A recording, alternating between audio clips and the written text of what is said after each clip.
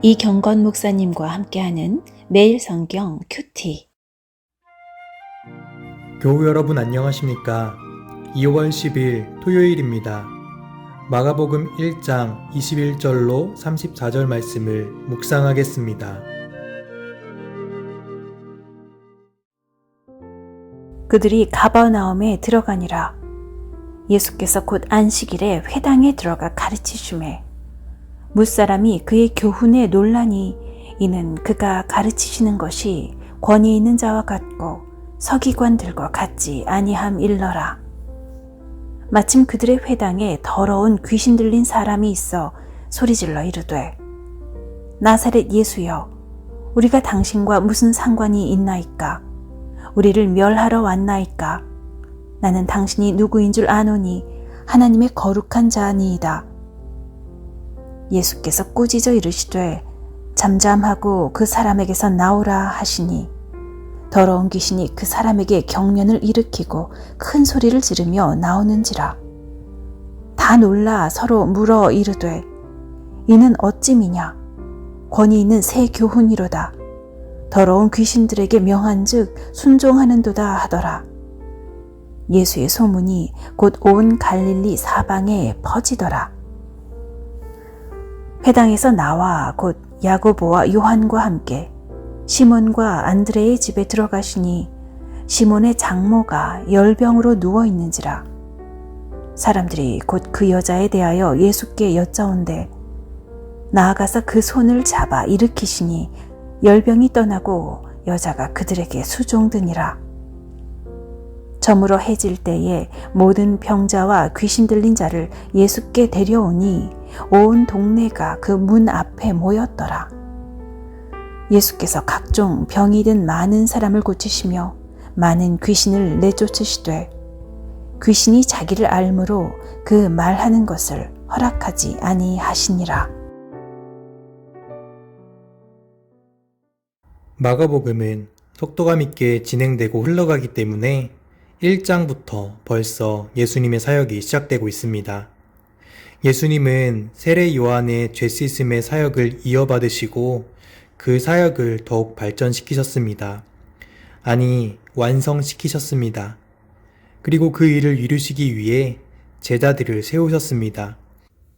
예수님의 사역은 사람들을 구원하시고 부르실 뿐 아니라 그 구원하시고 부르신 사람들을 통해서 구원을 끝까지 이루어 가시는 일입니다. 그래서 예수님의 사역이 구약의 선지자나 예언자와 다른 점이 있습니다.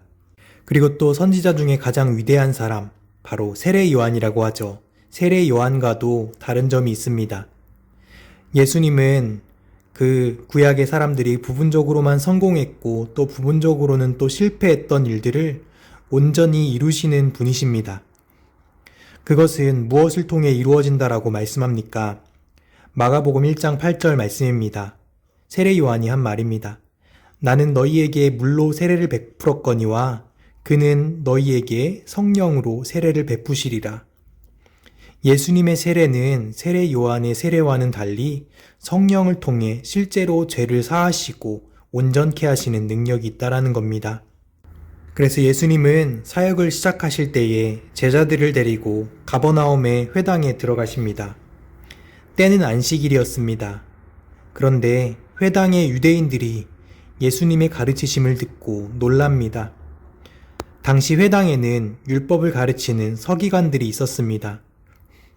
서기관들은 지금으로 말하면 당시 유대 사회의 공식적인 목회자들입니다. 그런데 저 시골에서 갑자기 나타난 예수께서 가르치심을 들어보니까 사람들은 그 교훈에 놀라고 권위에 놀랐다라는 겁니다. 사실 예수님은 다윗의 후손이셨고 왕족이셨죠. 하지만 하나님께서는 예수께서 하나님의 아들이시고 그리스도로 오심을 누구나 알 수 있도록 드러내지 않으셨습니다. 그런데 여기서 귀신의 신앙 고백이 나타납니다. 거룩한 회당에 한 귀신 들린 자가 말하는 겁니다. 24절입니다. 나사렛 예수여, 우리가 당신과 무슨 상관이 있나이까? 우리를 멸하러 왔나이까? 나는 당신이 누구인 줄 아노니 하나님의 거룩한 자입니다. 아멘.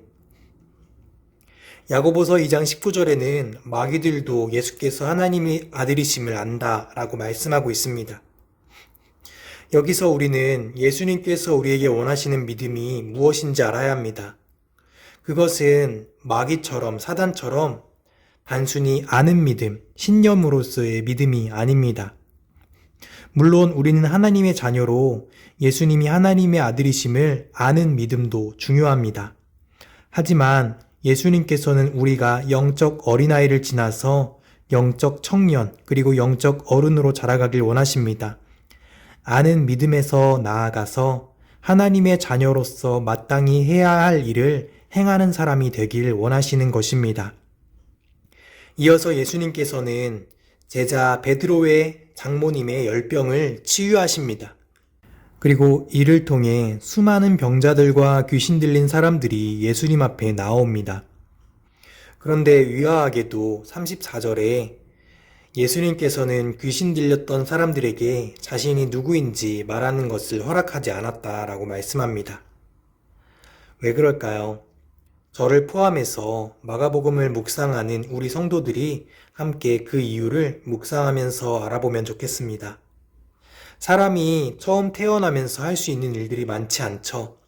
사람이면서 악이라는 존재는 걷지도 못하고 먹지도 못합니다. 갓난아기는 사람이면서도 사람으로서 할 수 있는 일들을 하지 못하는 것이죠. 그렇지만 사람 아기가 다른 동물처럼 먹고 마시기만 한다고 해서 짐승이라고 하지 않습니다.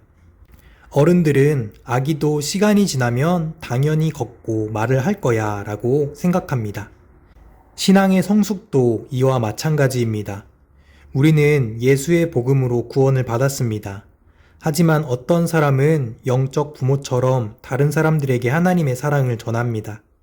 어떤 사람은 아직 영적 아기처럼 사랑을 받고 자라가야만 합니다. 그때 우리는 기억해야 합니다. 하나님의 나라의 관점으로 바라봐야 한다라는 겁니다. 영적 아기나 영적 부모나 수준이 다를 뿐 하나님의 자녀라는 신분을 받은 것은 변함이 없다라는 겁니다. 중요한 것은 하나님 안에 거할 때 영적 어린아이도 하나님께서 자라게 하실 것이라는 겁니다. 그리고 예수님께서는 하나님의 사역을 티칭, 프리칭, 힐링, 가르치심과 설교, 치유라는 사역으로 이루게 하셨습니다. 예수님뿐 아니라 그 사역을 위임받은 목회자들, 그리고 목회자들뿐 아니라 우리 평화교회 성도 여러분의 티칭, 프리칭, 힐링을 통해서 하나님께서는 그분의 자녀들을 장성한 분량으로 인도하시는 것입니다. 기도하겠습니다. 명절 기간입니다. 우리가 어디에 있든 어떤 과정을 지나보내든 예수님께서 우리를 구원하셨고 성령 하나님께서 우리 안에서 착한 일을 하고 계심을 믿습니다. 명절 기간 오고 가는 길 안전하게 지켜주시고 누구와 무엇을 하든지 하루하루가 하나님께 더욱 가까이 나아가는 복된 하루 되게 하소서. 예수님의 이름으로 기도드립니다. 아멘.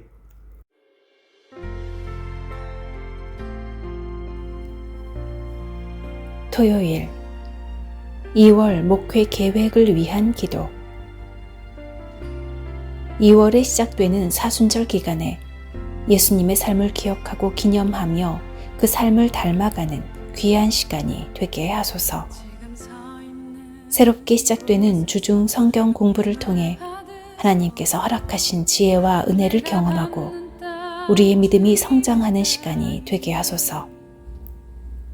교회 학교의 겨울 행사들 가운데 함께 하셔서 교회 학교가 강건해지고 모든 구성원의 믿음이 자라는 귀한 시간이 되게 하소서.